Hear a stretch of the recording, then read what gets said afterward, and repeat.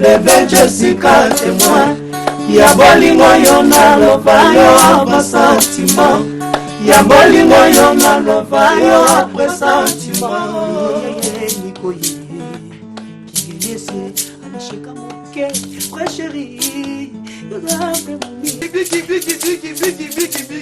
allez, pour moi, c'est au ciné, Nani. Biki rouge. Aïe, aïe, aïe. On a yama au ciné, Nani. Biki rouge. Aïe, aïe, aïe. Au ciné, la photo au ciné, Nani. Biki rouge. Allez, au ciné, la Biki rouge. Allez, voilà. Biki rouge. Eh, moi, na maman. Soti Nathalie Pake. Pake ça. Na la samba. Na kotala Pake. Pake ça. Na suga na ngoto kosala neti mbwa subaka po yo mbwa subaka odeti lesa mama ya bana Afrique mama lelelele gogo mama Afrique mama lelele TGA la télépassion, bienvenue à cette émission Zamba Zamba, cette émission que vous aimiez tant, hein, cette émission qui vous livre les informations de Ngama Makanda Werason, la star la plus écoutée, hein, la plus célèbre de la République démocratique du Congo qui séjourne actuellement à Oman, bien sûr aux Émirats Arabes Unis, hein, pour une grande référence, donc à Dubaï, fidèles téléspectateurs. C'est pour la première fois qu'un artiste congolais puisse se déplacer avec ses musiciens pour des éventuelles prestations de côté Wana. Il y a monde, ce n'est pas chaque jour, ça ne se fait pas tout le jour. Donc, coup de chapeau et félicitations à l'artiste Ngama Makanda Werason. Hier, c'était donc la grande célébration, c'est le mariage princier de Oman. Werason était donc l'invité des marques et c'est samedi. Ça sera bien sûr la première prestation de ce côté-là, bien sûr, à Oman. Et éventuellement, Sédico International, non, il ne va pas passer. Il est donc éprouvé, il a perdu sa maman. Donc, du moins, j'aurai tout le programme tout à l'heure, hein, venant bien sûr de la direction marketing et commercial. Vous précisez, en tout cas, les calendriers complets de Werason à Dubaï, fidèles téléspectateurs. À Kinshasa, les activités continuent, hein, parce qu'il y a la Zamba Playa Fief de Werason et de Wenge Musica Maison Mère. Il y a une kermesse qui est donc érigée. La kermesse s'intitule Poto Napoto. Alors les musiciens, la star qui va nous faire plaisir ce samedi, c'est donc Déplique Pomba. Il y a Nuance Transfuge, bien sûr, de Wenge Musica Maison Mère. Déplique quoi, Yakana mon pépé. Va yaba Maya Sika. Tout ça l'appelle honnête, hein. En tout cas, c'est le leader de Maya Sika. Alors, c'est courant de Maya Sika. Yangwe Bota Déplique, Fabregas, Café Room, voilà, Riz Matadien. En tout cas, les leaders de ces courants-là. Et donc, ici, avec nous, Déplique Pomba, qui va devoir nous faire plaisir ce samedi à la Zamba Playa Kermesse Poto na Poto. Fidèles téléspectateurs, aussi on vous avait promis les images de Werason, bien sûr, à Dubaï, hein, comment est-ce que tout se passe là-bas. Et ce soir, Patou Bonyoko va encore une fois nous proposer les images qui nous parviennent de Dubaï, hein, total ambiance, il y a un musicien, total comment est-ce que Werason est donc accueilli à Dubaï pour la première fois. Fidèles téléspectateurs, donc nous avons de la matière ce soir dans cette émission. Restez scotchés parce que ici on ne souffre pas, bien sûr, de la matière. Grand merci comme ça au docteur Guilain Les Bourgeois, Nzambe Yaloposo, les dieux de la peau, donc la solution à tout problème lié à la peau. Bokene Mangu na boulevard Lumumba, bien sûr, on a cabinet à docteur Guilain Les Bourgeois, Nzambe Yaloposo, ou carrément bo bengi na numéro yo. Aussi solution à problème où est à l'hypo. Bon, moi, comment est-ce que je suis habillé? C'est donc ma t-shirt formidable. Hein. Ce sont les t-shirts qui annoncent déjà l'album, donc ma t-shirt et bimi, pour n'envoyer que l'album n'est plus loin. Donc d'ici là, on va consommer formidable. Non, on peut ça nous adresse. Comment est-ce que vous pouvez vous procurer, bien sûr, de ces t-shirts formidables et de cette casquette, hein, bien sûr, formidable qui annonce, bien sûr, l'album qui va sortir très bientôt. Sur ces plateaux, bien sûr, nous avons un invité spécial, un invité des marques, Déplique 5 ans après son départ de Wenge Musique à Maison Mère, Déplique na plateau à Zamba Zamba. Bonsoir Déplique. Ouais, bonsoir. Ma manière ne s'est pas. Ou comme un leader, mais leader il y a timide. Déplique, bonsoir. Bonsoir. Voilà, Déplique 5 ans après. Donc, vous êtes sur le plateau à Zamba Zamba. Ouais, ouais. Et ça donne. Ouais, ça l'a bien. Ça l'a bien, Lelo. Là, c'est ma fanatique et belé à le roi de la forêt. Là, on va linga pomba nuance, mon abisso, Lelo. Donc voilà, tu y a ona, makambo ya mindole, nde uti koloba awa pour batma revoir les sous ba bisengo na pesa ba mona Wenge Musique à Maison Mère. Voilà, babisengo pesa na Wenge Musique à Maison Mère, certes, babisengo on est ça et belé pesa sur na Wenge Musique à Maison Mère, mais Lelo Déplique leader. Qui leadership na yo yango memio na Zamba Zamba parce que samedi oyo toza na kermesse poto na poto ya la Zamba playa. Mais depuis qu'a comme leader. Depuis qu'a c'est déjà nini. O bat ba oya ko tala Déplique na concert ba CPLP. En tout cas, bah on aura ba rumba, on a écola pas le roi de la forêt, on a ba chéri Coco, on a ba hymne national, on a ba renard, on a ba nzembo belé ba kiti pa marambu tout là donc Matuma y a vraiment belé et puis on a ba bilo belé puis na beta na Wenge Musique à Maison Mère, tout ça symbiose donc tout ça la pena, tout ça mélange, il y a ba musique, il y a nuance musique na, il y a Wenge Musique à Maison Mère. Donc comment un groupe de Nuance Musique, ouais, Nuance Musique. Alors, pour que nous puissions emballer ces téléspectateurs qui nous suivent, pour que tu pèses Sabango et Lengi, Déplique, propose-nous quelque chose. Tu vas pendant la temps à Wenge Musique à Maison Mère, si tu regardes na Nuance Musique.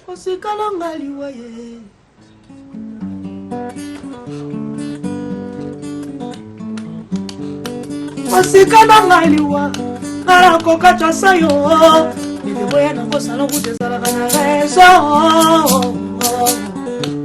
Ah mama Lobenga na bolingo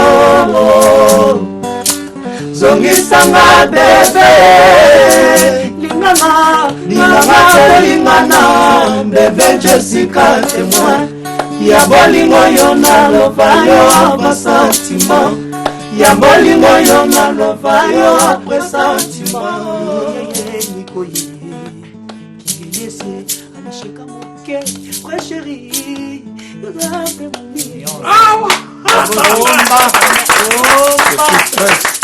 Déplique Pumba ya Nuance. Donc c'est samedi à la kermesse poto na poto de la Zamba Playa. Déplique on peut s'abisso bilengyo.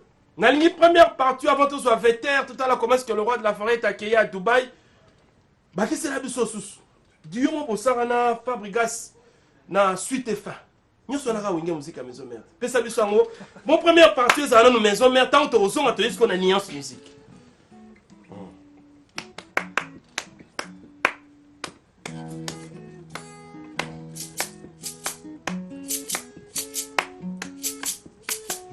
Eza ya nsomo deception eki kongo mbololo koye kamwe ngara chaki ntembe ye boyingo tukate o ngapreto na ye kubandela la via zero ye mesento libaya yo yebisa kinga yinyi bolingo eza ya ngana yo nakata motema mvinga na risha lobana na kanza ena na chérie les locaux sont à trésor katole Pablo Santos chéri nanga eza somo bolingo souffrance sokole otondi te komenga bosapi te na bozindo bagalere leki omemwelekelanga na miso nga courage melombe komisanga makolongulu ngage misento lolangwe memanga na malweka mama wawo bolingo emonisanga bujoba nga jire sesala oma mbamanda baswana babunda kaka mpona lulangwe oma bayeke babunda kulu na suka se babungisa tole movenzo kensento libaye mama na bana bakala bangaka kobeba te trésor yabangaka kobeba te lumière yabangaka kobeba te mama yabangaka kobeba te yanyama yabangaka kobeba te yabangaka kobeba te mamanga lèvres sur mes yeux. Déplique Pomba et Alliance. On applaudit quand même. Hein. Vous qui êtes aussi à la maison, applaudissez pour ce talent exceptionnel de la musique congolaise. Je l'appelais autrefois, hein, quand il était encore dans Wenge Musique à Maison Mère, la coqueluche de Wenge Musique à Maison Mère. Aujourd'hui, on peut encore l'appeler la coqueluche de la musique congolaise, hein, parce que c'est un jeune qui monte. Nous, cette émission est de cette génération-là, Maya Sika, parce que Zamba Zamba Bandi en 2008, Momaka Badeplik Bayaki, donc nous sommes tous de cette génération Maya Sika, Oyarana Batan présent, Titi Titi Bazenit Banini, donc on fait nous tous partie, bien sûr, de cette génération-là. Nous allons prendre, bien sûr, ce que Werason est en train de faire à Dubaï. Hein. C'est pour la première fois, je rappelle, qu'un artiste musicien congolais, Akendo Beta, na Oman, na Dubaï, na Émirats Arabes Unis, c'est un événement pour la musique congolaise et africaine. Mais grand merci comme ça au boss Tatilito. 98% Mouchinda. Boss, Yango, bah pour le formidable essai Bimi, album Kalatet Oyokayo. Merci comme ça à maman Angèle Ombolo Android. Merci aussi à Anissé Lukunga Kaza. Japa, au total respect à ces gens-là qui suivent cette émission. Ils sont donc les fidèles téléspectateurs. Suivons, bien sûr, ce que Werason fait à Dubaï et puis Rozonga pour que tout bête à ce qu'on continue à concert et à samedi, oh, na la Zamba Playa, na Kermesse Poto na Poto, ya moi na Mobalo, Pomba ya Nuance. Tout en respectant nos us et coutumes. Depuis, souvent ça la bouille, il y a 5 ans passés. Allez, c'est parti. Reste sur la lumière.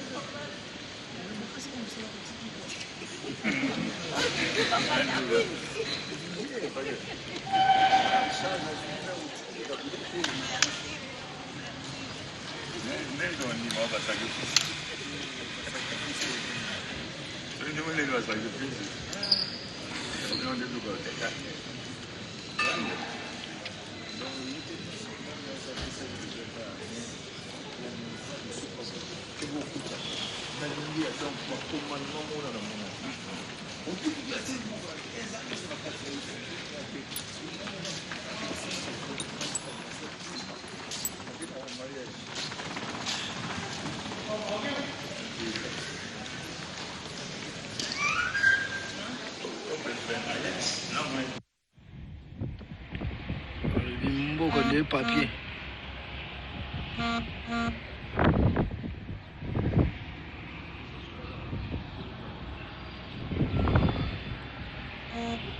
Ouais, le Sassa Joker à dans mon business le 6 septembre. Voilà, le 6 septembre. Tout coûte à la bonne à Dubaï, quoi. Voilà. Rendez-vous le 6 septembre. Voilà. Et ouais. On est en direct déjà au Man. Donc tout ça pour une semaine. Après une semaine prochaine, tu peux tout Dubaï. Merci aux fanatiques et tout, et aux musiques.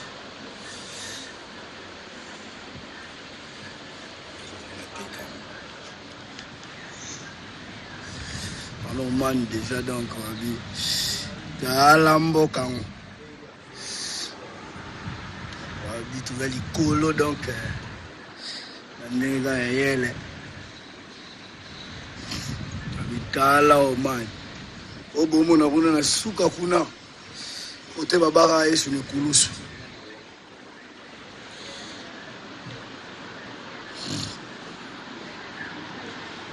sans moto Déjà.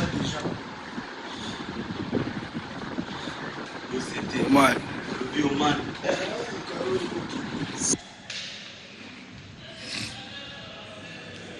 Ouais, Nicolas Wana déjà en direct. En direct au mar. En direct. Ouais, mais ça va au mar. Chef d'état-major.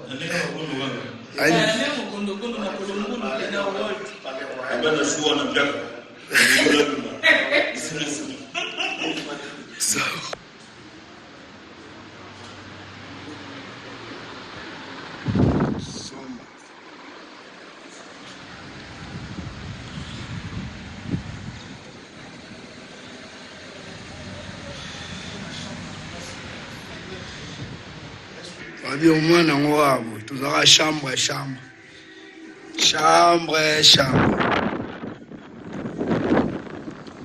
Soit bien.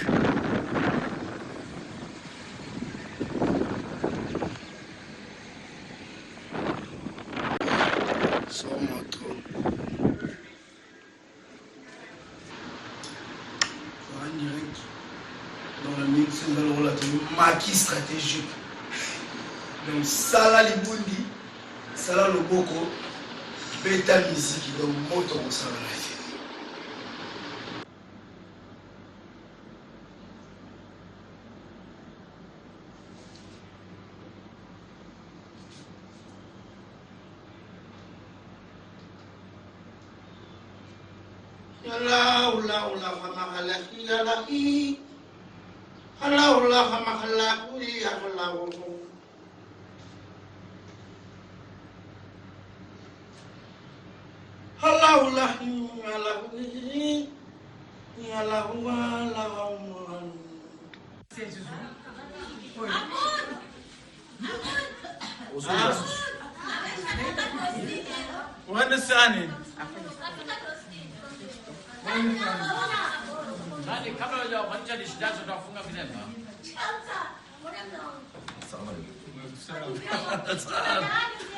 Yo, on a monté mal à Zalia, on a envoyé mes lettres.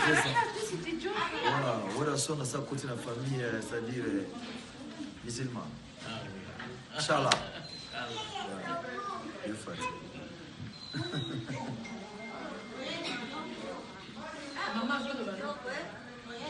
Sankara Dougou Tawewa.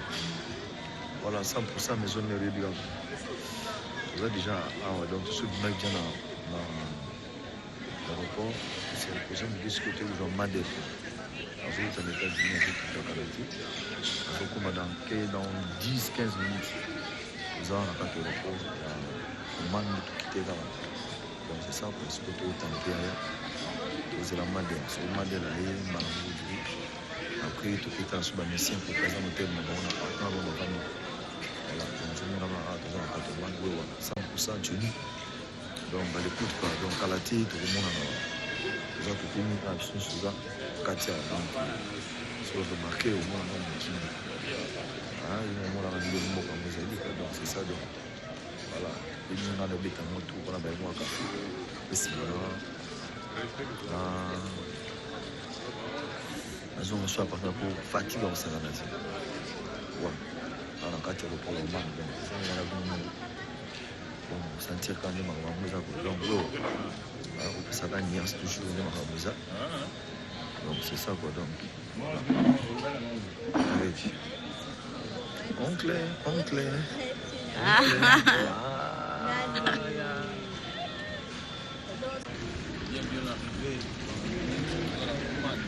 Il est 5h30, donc il quitte le rôle en miss.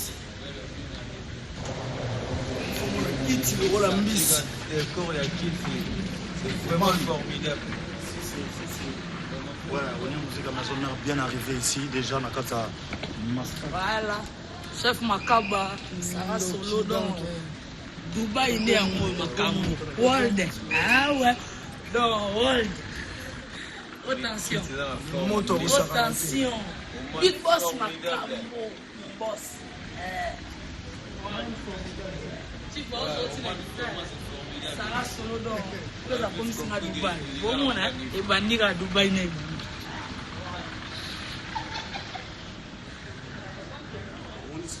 Musique à maison mère olobaki biso ye dans la Dubaï presque.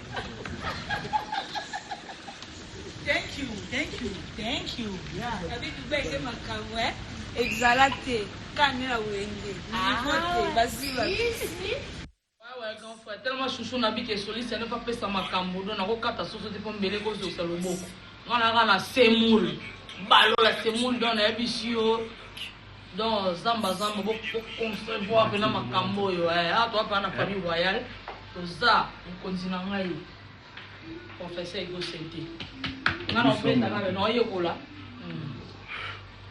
donc na za pena to za pena world donc ça va sur la za beauté bo profiter pour na za na pas na world le bon on veut la ngai Ego Sente le professeur papa na piano et ça va sur le pena trop sexy ou bien ah Jenny Pofanga baloba na tolo polele na onya lipati.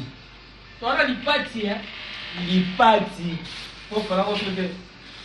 Lipati la lipati. Lipati yo senti que dans lipati va laisser va Yesu. Film à Jésus. Hein? Yango film à Jésus. Lipati. Nabi misa lipati bale ibalia. Toka bolanzoto ya Kristo. Toka bolanzoto ya Kristo. Zoto ya Kristo. Communion. Ah ouais. Nali ya communion. Communion. Trésor lumière, oli communion. Oli ya communion lumière. Ah ouais. Botoko nyoko. Ouais, pas tout bonyoko, bah bien direct. On a besoin de ya bouillon. Bah bi dans la minute solo. To bande wolia ba damas da ba me to ko kate. Mona minzo bena biso mo to kotina makusa na ndinga world. Donc bana kinto ana Oman. Ba Dubaï la semaine prochaine donc ay zuki ndebo em ko na bana ki. Babi wala ya kamisa la biso alebi biloko batingele ni kalia ngotko balebi ya mono na kote ni ba wala de la bangu ndenga yele.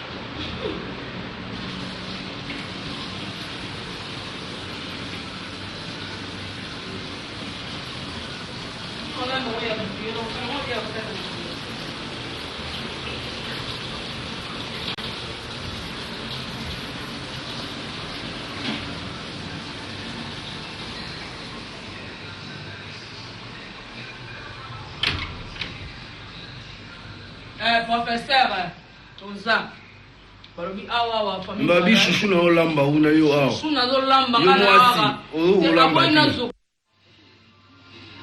le professeur oh ça va solo ya nanga mokonzi balobi awa na wolia otonda world donc atu bonyo la image aba bi ekinera boy bitabe lipati world J oyo makila mwa Kristo oza makila mwa Kristo o nzoto mwa Kristo ah ouais lipati donc bana kin bana monde entier donc aba besoin de boye quoi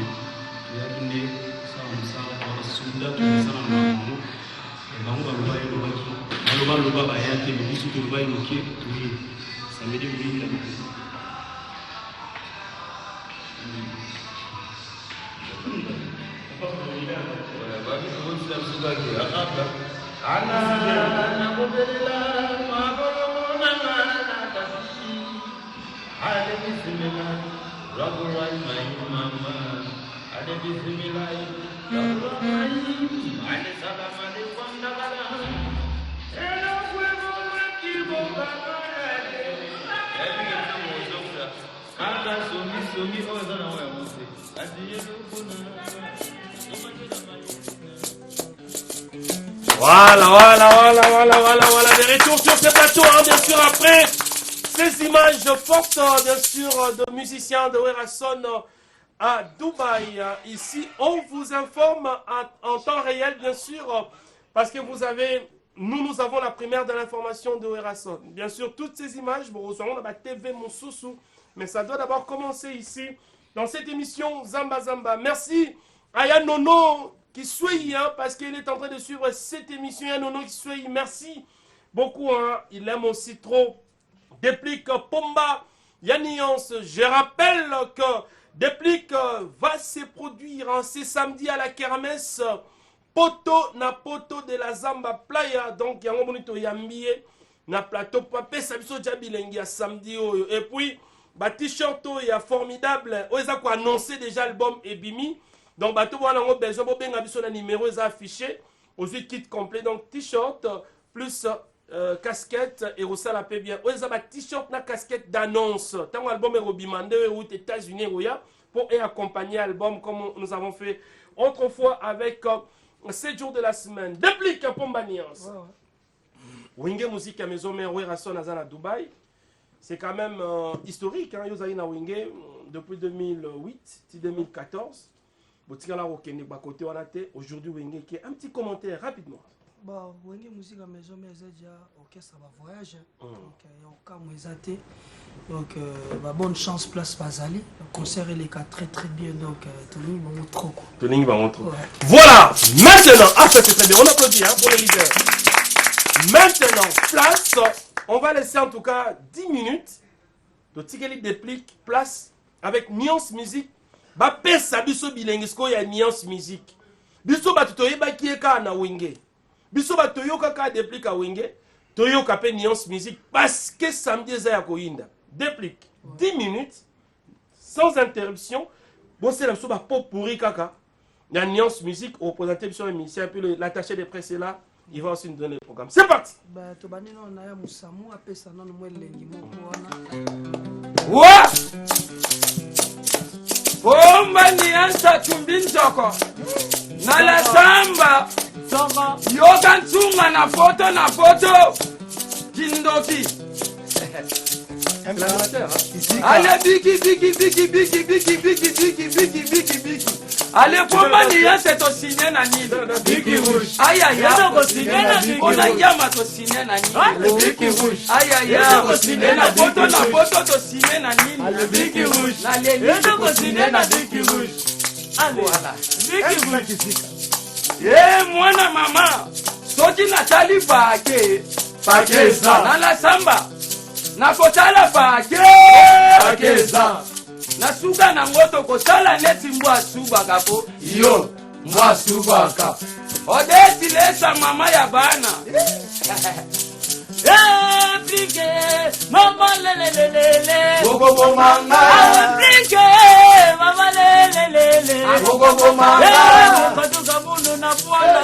Muzonga na mboga Kinshasa. Mukatuka munu na bwala Muzonga na mboga Kinshasa Mama lelelele kita. Ale toka nango. Ale buka mapeka. Buka. Yaya na lobi buka.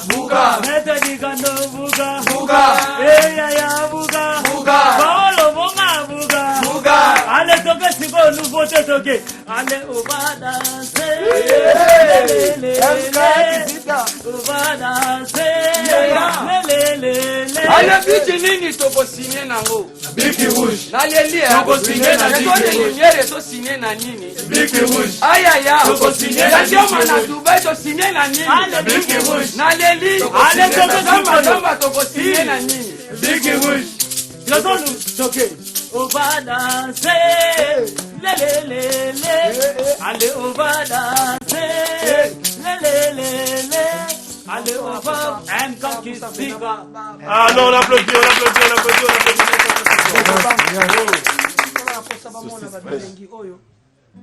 Vraiment dans la samba samedi le 24. Voilà. On y aura bilengi. On lingwaza passer. MK Zita yoka makamaniance Sana olema Polingweza pasie yo tunaki te liboso pesa motema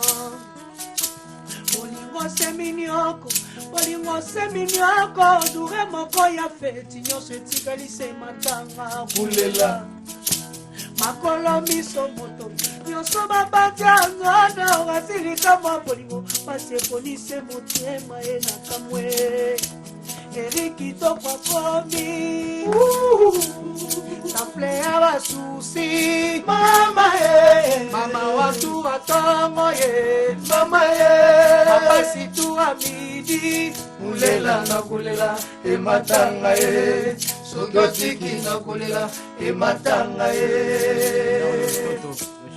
nakosala nini marshe likeba boyinga mama nakozonga nakwe mama marshe kulela na kulela ematanga ye mama otiki na kulela ematanga ye Bob Molema ikando mabanki banki marshe likemba sa voiture ezokotanga bebele bwakita mpona maboko So Molema olomonga Yaya Baleke yeye mama ngoyo bichi yeye mama moni makambo nano namona te moni makambo nano namona te bebe nanga mama ya kotala ye mama ya kotala ye aboma mupe mama ya kotala ye mama ya kotala ye nyama ya kotala ye mapata ya kotala ye makambo nano namona te sala bolingo nano basala te yanyamaranga baba yanyama ya kotala ye mapataranga mama mapata ya kotala ye exoseranga exosa ya kotala ye exoseranga mama exosa ya kotala ye makambo nano namona te mona makambo nano namona te kalo nanga butike kalo ya kotala ye kabelo nanga merveille kabelo ya kotala ye kalo nanga butike Toka, fais-moi rapidement à travers la mission. Photo, fais moi même. La mission. WhatsApp, il est là. C'est parti, rapidement. Mamona te ndenge moto elela mpona yo bakolema bana bubu boyebele na fama neseka te koyina ye bala bumbu nsima yo olomonga yeyeye dekotude dadibiti na ngai kozali mere bakolema papa yeye moni makambo nano namona te moni makambo nano namona te mboya kotala mboya nala zamba mboya koyoka mboya koyoka niase mboya komona ye apesenka omani yase nakatsala zamba mboya koyoka nzika kitoko Magnon. Rapidement, parce que... voilà. Rapidement. Grand pays hollandais Mama Jamine Rapidement. Koko Shibanda lo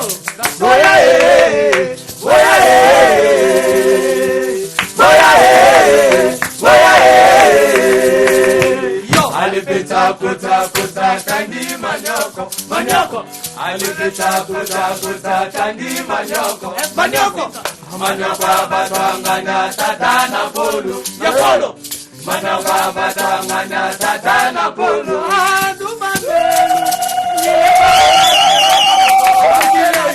mudireyo eyo mudireyo eyo Manyema kibwaka lidere wana bozalaki kokomisa zona ye Kibwaka Kibwaka Kibwaka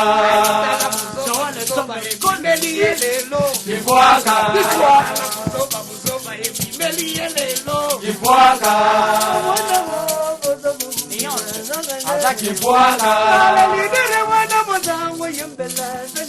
Kibwaka Mazeu, Kibwaka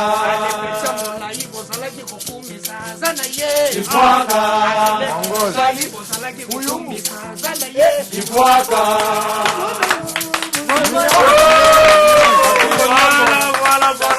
Voilà.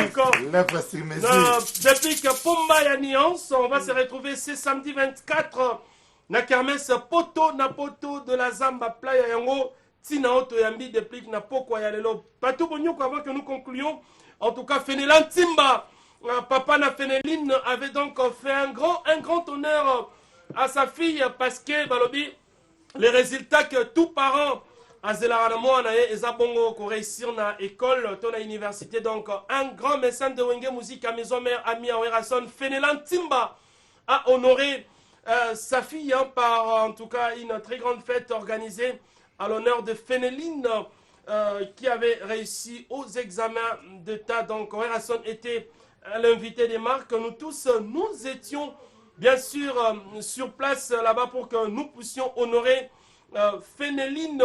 En tout cas, Oyasali, honneur n'a papa nae Fénéla Ntimba. Je pense que Bonyoko est en train de nous chercher, c'est condenser le temps que nous puissions finir avec Déplique Pomba Nuance. Déplique, en tout cas, bah, réaction très positive, oui, partout. Boss Tatili, toi, Sepeli, bah, Sepeli, bien alors, conclusion la biseuse année, et puis que remerciement là-bas. Samedi, on a massivement quoi. Vraiment union sur la capitale. Vrai Dieu à capitale, papa na maman et puis na pe bazangate. Boya na la samba le 24 au samedi. La samba kermesse poto na poto et vous allez vraiment bilingue mo nanu jamais vu. Donc on a profité na pesa rambote papa au monga. Si bon c'est ça dit le trésor marché likemba RK Kabelo bambote na yo na pesi trésor nzinga les silencieux. J'irai c'est ça là miso play Diemara na pesi Joël Mouya Dior na pesi Blanchard Kabanga Yanono Bisweli Bisweli voilà Dario Toto Star voilà. Kesha Bilele puis na pesa bisusu Oshida Diabazaba Bidji voilà mbote na place au Joami tolingi Congo mingi donc marché likemba ozangate ozangate samedi quoi tozana on pena côté merci beaucoup, nous sommes arrivés à la fin. L'attaché de presse rapidement en tout cas leader Hazard Lobitou je ne sais pas déjà na bengi kaka tout chaque lundi et puis mercredi to kutana na espace le limba wana na rompo wilere sika bakoya ko so morceau ndambu ya album stabilité parce que calamité toujours bimsa détermination après détermination vous reçoit des génériques na rumba moko après tu un album stabilité puis merci na patron pas pesa grande opportunité na signé titre moko na album stabilité donc tout à lingi a contacté à bien na plus 43 89 83 36 287 remerciement na la trésor marché likemba dadi RBG mes condoléances na famille na ba votre père de papa na bango na toi kitambo tozawana di kando maboko ba qui m'ont fait bon retour à toi ya Willy Mouché na ba na patron za la kama parce qu'ils ont respecté normes na constitution. Merci cher attaché de presse. Donc je pense que le grand rendez-vous c'est samedi à la kermesse poto na poto de la Zamba Playa, mais notre attaché de presse Sédico International a perdu donc sa maman. Balobi matin ezabongo na Kinshasa na Kasavubu et puis corps et Kunda babongo na Paris na Paris. Donc toutes nos condoléances à Sédico International qui a perdu bien sûr sa maman, raison pour laquelle même Aleki na plateau à l'éloté. Donc en ce qui me concerne Trésor Lumière, je suis arrivé à la fin de mon speech de ce soir. J'avais reçu pour vous ces grands messieurs qu'on appelle Déplique Pomba Nuance qui va devoir nous faire plaisir ce samedi à la kermesse poto na poto de la Zamba Playa. Grand merci à tous ceux qui nous ont suivis. Le président Chicago Mousweni. Grand merci Ushida Diabazaba Kimbangu. Merci beaucoup. Merci à l'équipe technique. En tout cas, Patou Bonyoko qui était avec nous, Michael Tue, Darion Toto Bajiga. Total respect à toi. Grand merci à Diego Mouboula, Digital, rêvons grand comme le Paris Saint-Germain, champion German, Rompuenga, ne tombera jamais. Bertina Fofo, la portugaise, la maman de Trésiana Maraville, il y a Donna Monica, Pembeza Option, merci beaucoup. Le grand champion, Dr Guilain Le Bourgeois, Zabongo, le 10 septembre en Angola. Merci beaucoup en tout cas. Silisika, qui est t-shirt, il y a formidable, bimi déjà. Contactez Djokovic, Arope Sabino, un kit complet, Angoyo. Donc, album Zadjan Nzele Zoya. Vous avez annoncé album. Alors, Patou Bonyoko, on va finir avec cet honneur que Fenelan Timba a fait, bien sûr, à sa fille Fénéline pour la réussite aux examens nationaux qu'on appelle donc les diplômes d'État. Aussi, ici, déplique. Aussi, c'est les mythes. Moi, bien ça souka. Moi, bien ça souka. Moi, bien ça souka. Il faut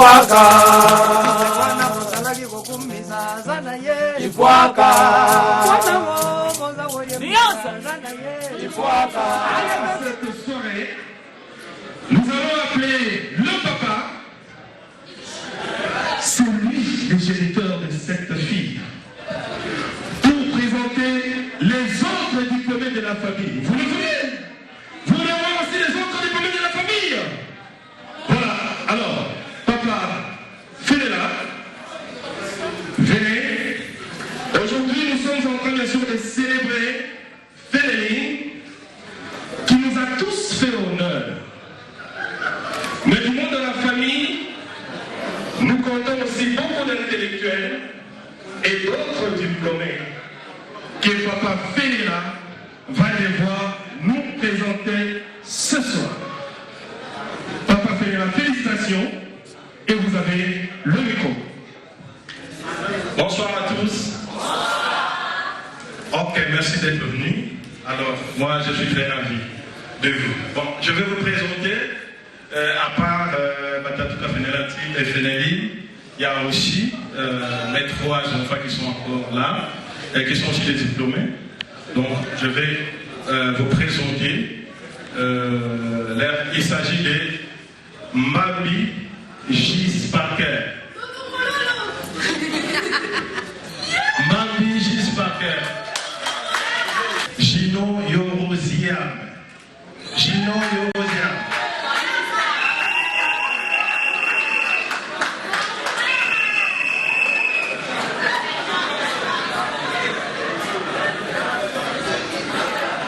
La 4e, c'est Obiège. Obiège. Obiège.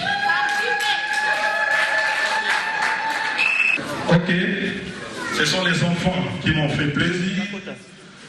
Ils ont respecté les consignes des parents. Ils sont tous les diplômés. Donc, leur cadette est là, Fénéline. En ce moment-là, en tant que leur père, je leur fais quelque chose. Fénéline,